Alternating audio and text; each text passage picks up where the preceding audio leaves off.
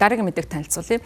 Япон төдийгүй дэлхийн интернет ертөнцид шууган тарж байгаа панч сармагчтай холбоотой шинэ мэдээлэл олон нийтэд түгж байгаа юм. За түүний амьтны эрхтэй холбоотой мэдээллийг амьтны эрхийн байгууллагуудаас мэдэгдэж байгаа юм. За ялангуяа түүнийг амьтны хүрээлэнд хорж байгаа явдал нь амьтны эрхийг зөрчсөн томоохон зөрчил болж байгаа гэдгийг амьтны эрхийг хамгаалж байгаа төрийн бус байгууллагуудаас олон нийтэд түгээсэн байна.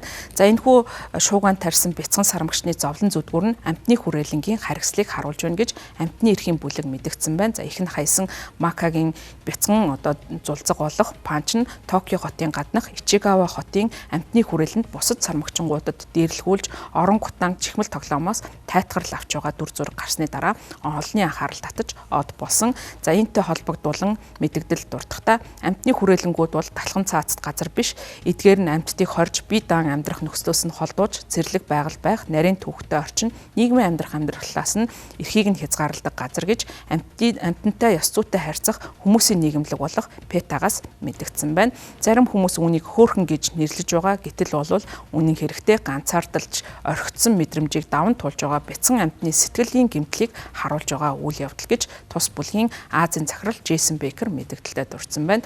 Джейсон Бейкер цаашид мэдэгдэхдээ амьтны хүрээлэнгүүд ухамсарт бод галуудыг хүнийг татах үзмэр гэж үзэхээ болдох хүртэл панч шиг амьтад ослогдсон зовсон хിവэр байх болно. Панчийг байгалийн орчинд илүү амьдрах боломжийг олгох дархан цаацд газар руу нүүлэхийг уриалсан байна.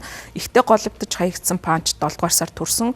За хиймэл орчинд өссөн бөгөөд өнгөрсөн сард өөрийн төрөл зүйлийнхэнтэйгээр нэгдгээр оролдож игсэн. За энэ явцдаа сүргийн босод сармагчингуудтай гадуурхтаж орон гутаан чихмэл тоглоомоос тайтгарл авах болсон.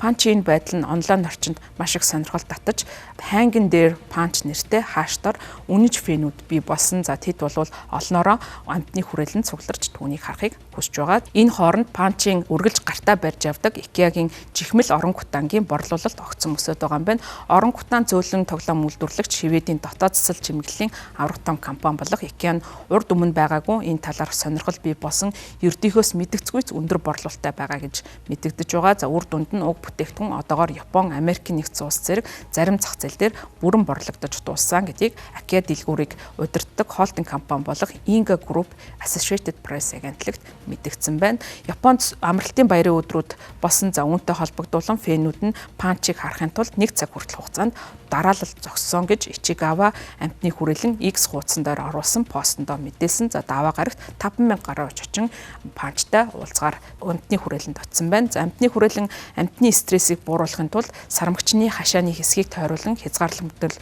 бүс байгуулсан байна. За олон хүн бэлэн мөнгө эд зүйлс хандивлах талаар асуусан гэж амьтны хүрээлэн мэдээлж байна. За нэм гарагт панчийн талаарх сүүлийн үеийн мэдээллийг олон нийтэд хүрэхдээ амьтны хүрээлэн 2 сармагчин түүнийг нямбайлан асарч сүрэгт айжмаар нэгтгийг дасан зогсож байгааг бол харсан гэж мэдэгдэж байгаа юм. За энэхүү мэдээллээс үзэхэд хэдийгээр амьтны хүрээлэнд олон хүмүүсийн анхаарлыг татаж хөөрхөн гэсэн ийм мэдрэмжийг төрүүлж байгаа ч гэсэн цаанаа амьтны эрхийг ноцтойгоор зурчиж байгаа амьтны зовлон зүдгүүр ганцаардлыг зугаа цэнгэ болгож байгаа явдалд бол амьтны эрхийг хамгаалдаг байгууллагууд шүүмжлэлтэй хандаж байгаа гэдгээ энэхүү мэдээлэлээр олон нийтэд хүргэсэн байна. Баярлалаа та бүхэнд гадаад мэдээ танилцууллаа.